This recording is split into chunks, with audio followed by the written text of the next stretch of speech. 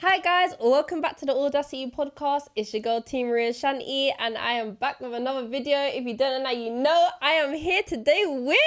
Natalie Ockrey. That is it, period. Now, who is she? Tell us, who are you and what are you doing on the podcast today? So I am a singer, songwriter, performer. Most people remember me from Britain's Got Talent at 10 years old. Again, third place against Susan Boyle, Diversity in 2009. Just have to put it out there. Yeah. I mean, my video was sixth most watched, 129 million views. Britain's Period. Got Talent video in the whole Britain's Got Talent. Amazing. So yeah, that's a bit about who I am. Literally, guys, she said that's a bit, but she left no crumbs, okay? She's like, this is who I am, this is the facts, this is the numbers, this is the, okay, like, please, like, don't attack me. How old are you now? Like, obviously, that video, yeah, you was 10, did you say? So how old are you now? I'm 25. Wow, so this is the grown Natalie. It would actually be a crime if I did not play the video. You've probably seen the video thousands of times. I do remember seeing it, you know, on Britain's Got Talent, and a lot of people, you know, that I did say to them, like, I'm doing this interview with you, they're like, oh my gosh, like, I remember that girl, like, you were the it girl that everyone wanted to be, like, everyone, like, you know, I'm a singer, which, you know, a lot of girls that are singers, they wanted to be you, like, you was the it girl, and it's just crazy that, you know, that video is still doing numbers till this day. Like, so we're gonna watch it. And I don't know how you're gonna feel about that, but I'm just gonna watch it. I'm really excited. So let's get into it. Natalie, I love to sing. I've been singing ever since I was 4. I sing at school, I sing at home. I sometimes sing when I'm eating my dinner. I would like to be a singer and a diva. And I definitely want to be like Beyonce. So much confidence, like, already. It's crazy. Oh gosh. Wow. Hello, darling. Hello. Should be any cuter. What's your name and how old are you? My name's Natalie and I'm 10 years old. Okay. And what are you doing today? Well, I'm gonna sing a song called No One from Alicia Keys. Okay, yeah, I know that one. Who was that was with you? My mum. Mummy, yeah? Mummy's like, yes. That's funny. Good luck, darling. Yeah, but your mum was like, you better do it how you was practicing it at home.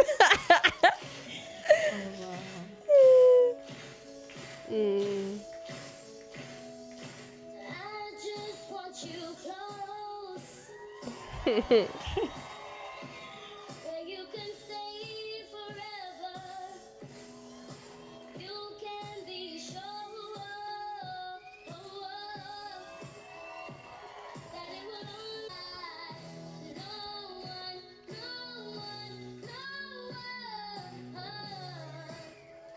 can get away of what I'm feeling.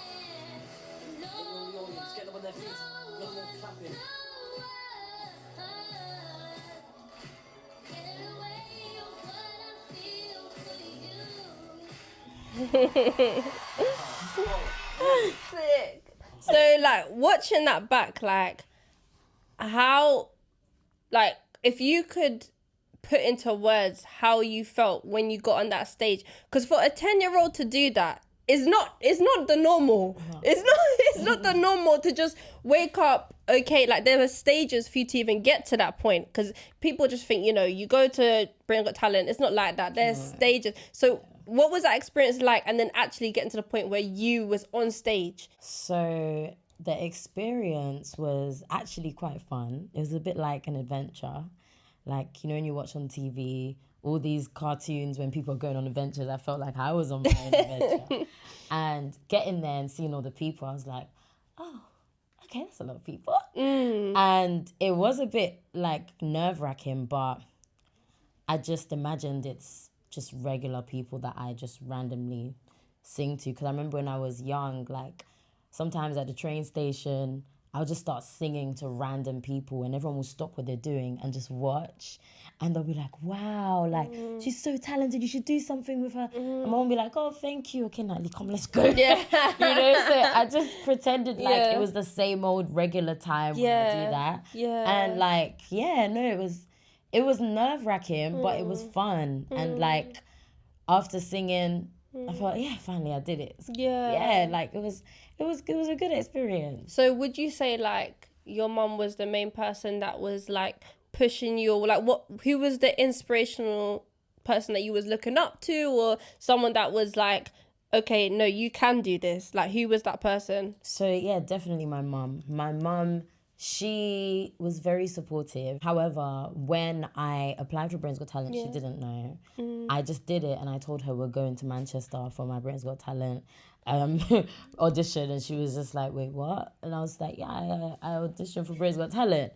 And she came and she's like, oh, okay, we're going. It was far. We lived in London. And she was willing to travel all the way to Manchester and follow this little child. This little girl that's Could have been going anywhere. Literally. It could have been a setup. Literally. And she just followed me. Like, it shows how much my mum believes in me, you know? Yeah. For her to just drop everything and be like, okay, let's go. So, like, my mum was definitely very supportive. And I thank God for her because she never limited me. She never allowed me to believe that I couldn't do anything. Yeah, I think this is a topic that I wanted to talk about. Where's your mum from? So my mum is from Zimbabwe, Malawi, and South Africa, and my dad's Nigerian. Okay, so coming from an African background, it can be a lot that, you know, when you have these dreams, when you're like, mommy, I want to be a this, I want to be a that. And it's like, no, go to uni, go to the... So where was that? You know, was that any problem in your household? Funny enough, it wasn't. Surprisingly, I'm very literally. surprised. Like, because my dad, he's traditional. Like, he's a barrister, solicitor. There's always one. Yeah, like he's a lawyer. Yeah. And my mum's an accountant. Yeah. But like, I come from a family that are multi-talented. So my sister, she's a TV host and presenter for BBC, and she's a journalist, and that's something that also would be frowned upon. Yeah. And my uncle, Ben Okri, he's a poet. Wow. And he got OBE from the King and the Queen. That's and crazy. He's very well respected. If you Google him, there's always updates on him, like 2 minutes, 2 hours, all over the news. Yeah. And he just chills with the royal family. And it's like something like that. Yeah. Could be frowned upon as well. Of course. But poetry, it's got him far. That's it. He's written books, movies. So it's like, because my family see that there's someone that's successful in that, I don't think they limit anybody because they know, okay, if this person has the capability, if anyone can do it, you can do it even better. That's amazing. Yeah. I love that. You know, I've also worked with you behind the scenes in rehearsals. You had an open live, like an event, I think like maybe 3 years ago we done it. Headline show. Yeah, your headline show. Yeah. I think it was like 3 years ago. And I've seen your work rate and just the talent. Like, you just have an ear. You really do. Like, even like for example, like harmonies and stuff like that. Like, you just know. And it was crazy because at that time, like, I was sort of coming back into the industry, figuring out, cool, where am I gonna go? Am I gonna do more acting? Am I gonna do more singing? And I haven't done singing for years, and people don't realize, like, singing is a lot of breathing, a lot of stamina. Like, holding notes is not easy. Like, you need to really be trained. And when I was younger, from the age of 4 to 16, I studied opera. Yeah, which is crazy. A lot of people don't know that. Yeah. And then after that, obviously I didn't train for so long. Then I think when you done your show, I think I was maybe like 19. So then I just saw the effect that the breathing, I was just like, okay, Natalie, I can do this. But yeah, just going back to like your work rate and like working with you, like, you was a real motivation. And I think that's why I always had a lot of love for you, and I want you to know that. And I think what else is and you literally she knows that. She knows, like, I literally called you, I think it was last year, out of nowhere. And then Natalie was probably thinking, how does this girl even get my number? And, you know, I've always been very proud of you. So, you know, like, it's just you're just amazing, and you just have so much talent. And I'm so happy that, you know, that in the industry we all have knockbacks, and there's people that are envious. People will always, you know, act like they're your friend, or act like they're there for you, act like they're there for the long run, but they don't want to wait for the result, or they don't want to put in the work. And you obviously have had your own experiences where you've bounced back from that. So do you have like any testimonies or anything that you thought like that was my trigger point to say, nope, this is what I'm going to do now. I'm going to put all into it, and that's it? I feel like one thing that I would definitely say that I would advise others as well. Don't be, because this is what I experience. It's easy to be led astray, especially if it's people that you trust that are around you. So you have to be so careful who has your ear, because making decisions, you have to think about, firstly, is it something that you actually want? Yeah. Or is it something that because someone else suggested it sounds good. And you think that it would be better than what you want. But really and truly, it's not what you want. That's one thing that I noticed about this industry, and a lot of people go through it, a lot of artists go through it, where you are advised or might even be forced, or I won't go as extreme, but maybe put in a place where you're told, do this instead, like this will sell. Like For someone's example, taken the wheel of you. Of your career. For example, when they say sex sells. Yeah. I've been in situations in my career Of course. where I've been told that, and I'm thinking, okay, maybe that's what's best, that's what's right. And you might go and put music out there and put footage out there for your music video. But it doesn't feel good, does it? Well, Sometimes. you in the moment you might think, okay, this is probably right for my career. It's gonna help, because you know, especially when someone is so passionate about music and they really want their music to be heard.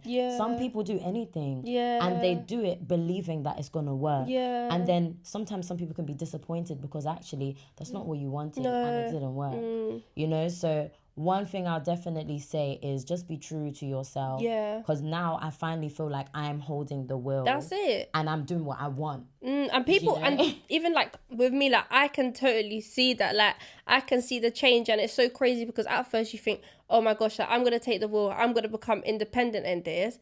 And it's like, you think it's not going to go the way you want, but it's like, God literally multiplies it. And it happens quick. And you're like, oh my gosh, okay, this is what you was preparing me for. And, you know, going to God as well, like, how do you think God has impacted your life? Oh, God. If I talk about that, we're going to be here all day. God is so good. So first of good. all. I just want to say I love Jesus. So good. Like, where do I start? I mean, how has God impacted my life or my music? Because that's two different.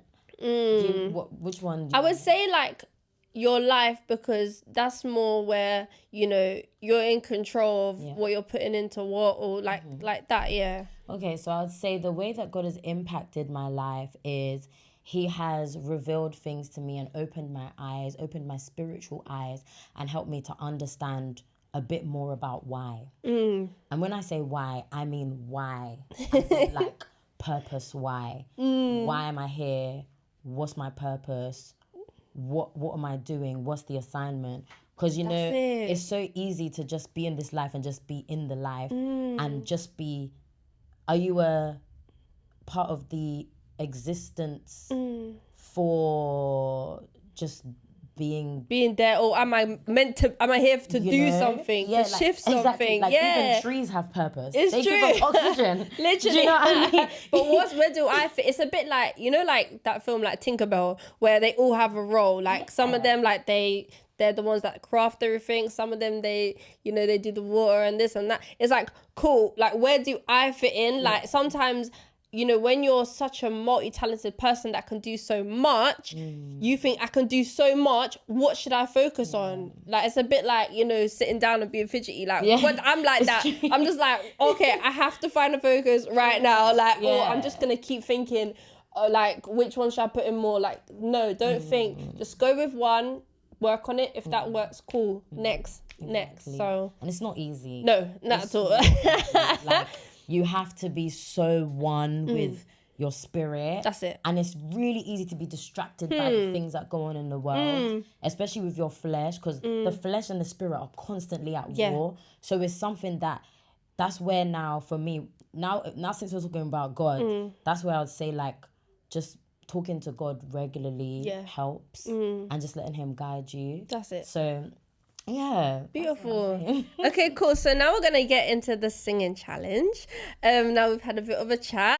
So guys, Natalie has 15 seconds to think of a song. I'm gonna give her the word, and the first word is love. So when you're ready, tell me and I'll stop the timer. Do we start now? Let's go. Can I go? Oh, you ready? Yeah. Oh, she's ready. I'm ready. Guys, I didn't even start the time. Guys, I'm trying to look for the button. Like, where's the button? All right, cool. Love. All right, let's go. You got 15 seconds to sing. 1, 2, 3, go. What's love got to do with it? What's love got to think about us and be about trust? Hey, sick. That was 12 seconds. Okay, guys, she's too good at this, so like we're gonna have to make it a bit harder. All right, cool. Literally. All right, next. That was really good. You know what? I think she was practicing before she came. No, I was sleeping before I came. Literally, she was like, oh dear, I'm covered. No, literally. All right, cool. Next word, because boy, next word is, okay, I actually got the timer this time, guys. I'm a bit of a flop. All right, next word is baby. Tell me when you're ready. Ready. 3 seconds. You ready? 3, 2, 1, go. Baby, Oh. baby, ooh, like baby, ooh. Oh my God, no. All right, guys. Because she's winning at this, I need to do one more. All right. So we was talking about it before. So, you know, think about all the gospel songs possible. The next word is God. Tell me when you're ready. Ooh, did I win at this one? Got one. Oh, 6 seconds. All right. 3, 2, 1, go. Almighty God, we need you right now. Ooh. Reveal your glory and pour your spirit out. Love that. Amazing. She got for guys, I thought that was gonna be the 5 minutes of the video. No, it was hard. Literally. It took me a minute. That's amazing. So is there anything, you know, every day that you sort of think to yourself, you know, every day I sort of had to practice like a singing routine, or is there like an everyday warm-up that you do, or do you mainly just do things like just before you go to perform, or to maintain your voice? So to maintain my voice, I do eat a lot of like ginger or things with ginger. I make lemon, honey, and ginger drinks. If I want it hot, I'll chop up the ginger into small bits, squeeze a lemon, then put the lemon inside with its squeezed self, or put some honey and I'll have it hot with hot water. Or if I want something cold and it's summer, I'll get a blender and I'll blend pineapple, ginger, and lemon, and put a little bit of apple juice. And yeah, like it's That sounds nice. That sounds like a cocktail. Nice. Like with warm-ups before performance, sometimes I would make that, put it in a bottle and bring it with me and drink it beforehand. But warm-ups, you know what? I don't warm up. I should do that though. Like, I remember when I did a performance on a cruise ship and one of the performers was like, oh, don't you ever warm up? Don't you ever use a voice thing? I was like, no, that's not good. You have to do that. But I've been doing this for years. I've never had any problems. There was one thing you taught me when we was in rehearsal. And you taught me to take a shot of rum because it clears out your throat. I remember. And I actually done it for like a few of my like little performances or before I used to sing, and it really did help. It did. And I was just like, Even though I'm a bit tipsy, like a shot of rum really did go a long way. Yeah, but I stopped drinking, so that's Okay. why. But when I usually Yeah, go to the studio, I that would was- drink a bottle of Ray. She's talking about the lemon and the ginger. I'm thinking about the rum. Yeah, it's true though. Yeah, I did used to that's do true. that. And I think literally because I'm thinking to myself, I want to maintain my voice. Like, fuck all these warm ups that I'm do you doing. even Like, remember that? I remember everything. Nanny was like, yeah, but she wouldn't get drunk or it was nothing like that, guys. It was just like a quick shot. Yeah. Cool, let's get into it. Yeah. And it was really, it was actually really like something I've never seen. Like, Unfortunately, I don't drink anymore, so I don't Okay. do that one anymore. But Oh. that one is a good one. yeah, not for the lightweights though. So Yeah, if you're not for the lightweight, you lightweights. better leave it out. And it has to be Ray and Nephews more time. Yeah, it was Ray and White, Nephews. yeah, Yeah, because white. I was just like, this didn't work the first time. Let me try the second time. And when it worked, trust me, it was working the second time. All right, cool. So the next thing I was going to talk about is, do you have any projects that are coming? Anything you want the people to know or anything that's coming? See, I'm gassed. This is the exciting question. Yeah. So, exciting. My new single Touch just came out. Amazing. The video is out on my own channel, and the acoustic version is coming out on the 9th I love of that. February. You always do the ones with the acoustic version. I love that. I love that. And the video for it is coming out as well on the 9th of February. And I have a collaboration coming out soon as well Sick. with an artist called Gigi Tanasi. Amazing. She is sick. It is like kind of a different kind of vibe from what I usually do, and it shows a different side to me. Okay. And it's for like the baddies. You know, I think the baddies will like this song. Yeah.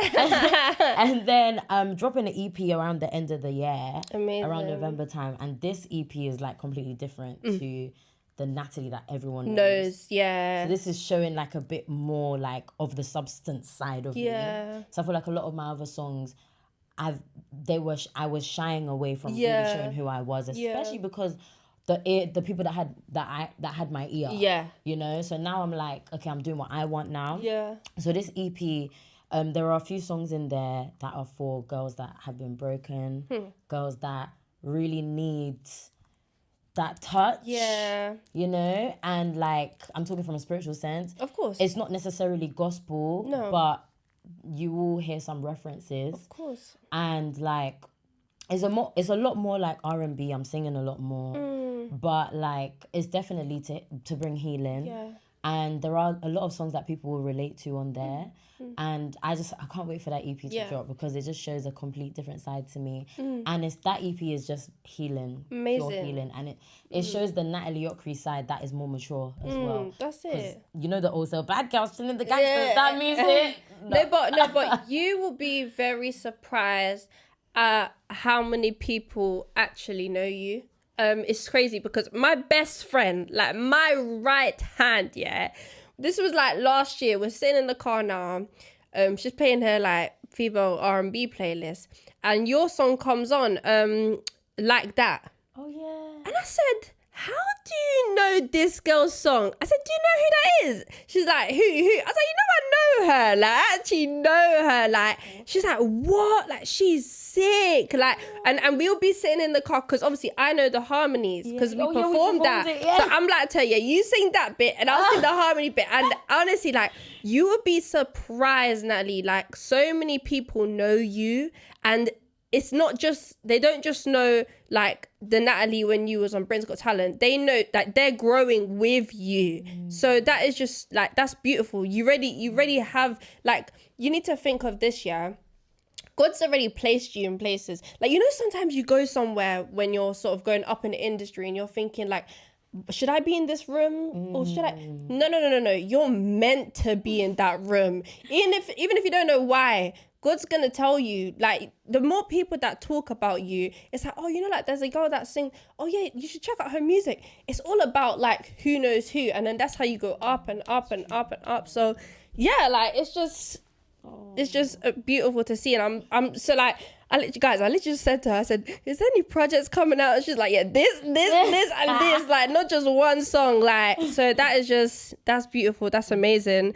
And you know, the music industry, it can be really toxic as well sometimes, especially, you know, when it comes to music. That you said, you know, before, you could have got led astray and stuff like that, or could have gone more on like the sexual side. Like, of course, like sex sells, but it's like some girls are like really doing way too much. So how do you too much? Like, how do you feel sometimes, you know, even like just sort of keeping your, you know, dignity, so to speak, or, you know, even keeping sanity as well, like with all these things going on? Like, how do you sort of like deal with that? Like, we see these girls sort of getting rich quick, doing crazy stuff. Like, what do you think about that?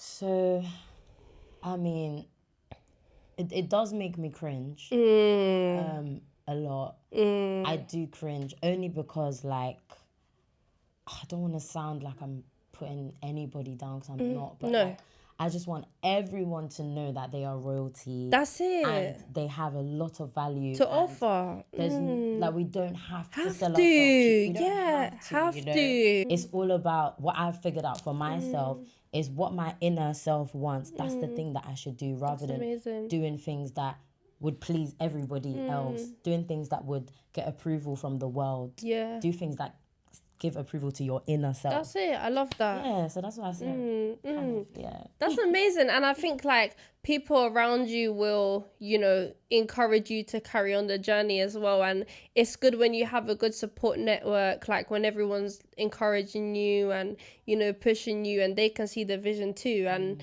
that's another good feeling as well. Like, you know, people don't really talk about it, but most of the time we do seek validation from others, because it's about, you know, yeah, I like this, but do they like it too? Like, there's always that thought, and I think overcoming that is really a journey. So Easy. at all, Even I still go through it. Of I'm only a course, human. I'm coming to the podcast, I'm saying, do I look right? Do I look, Literally yeah, worried about the belly. That's it. Like, Literally. honestly, just make sure that you guys subscribe to my YouTube channel. Oh, so yeah. that you can get that Touch acoustic video on Literally. the 9th of February. Amazing. Yeah, I mean, Touch is out. So go listen to it. It's Natalie Okri. My social medias, NATALIEOKRI_. Check it out. That's And, it. Yeah. So at the end of my podcast, I always love to do a prayer.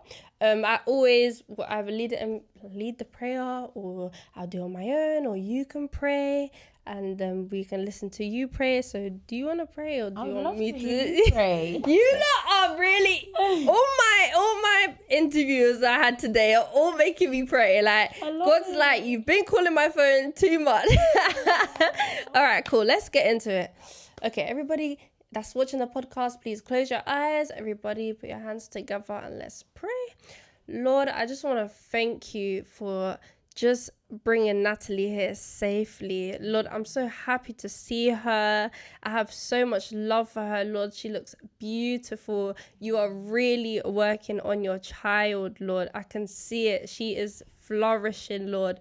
And I just pray that you just keep working on her, Lord. I rebuke any evil spirit, anyone that has been assigned to ruin her journey, Lord. I pray that you just cancel that mission in the name of Jesus, Lord. I pray that anything that is about to come against her, or any challenges that she faces, Lord, I pray that she just comes through it slowly and comfortably, and she is prepared, Lord. She is prepared to actually face all those battles that are going to be coming her way, Lord. I pray that you just really work on her this year, Lord. Let her put out all the work that she's been working on, Lord. I pray that she gets the results that she wants, Lord.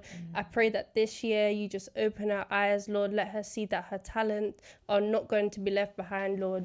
I pray that you just show her that her talents are actually meant for a purpose, Lord. This year, reveal her purpose, Lord. In Jesus' precious name. You're the highest of the highest, Lord. We love you. You are so good to us. Thank you, Lord Jesus. Amen. Amen. Yeah, thank you guys for watching the Audacity Podcast. Make sure to like, subscribe, and we'll see you in the next video. Bye.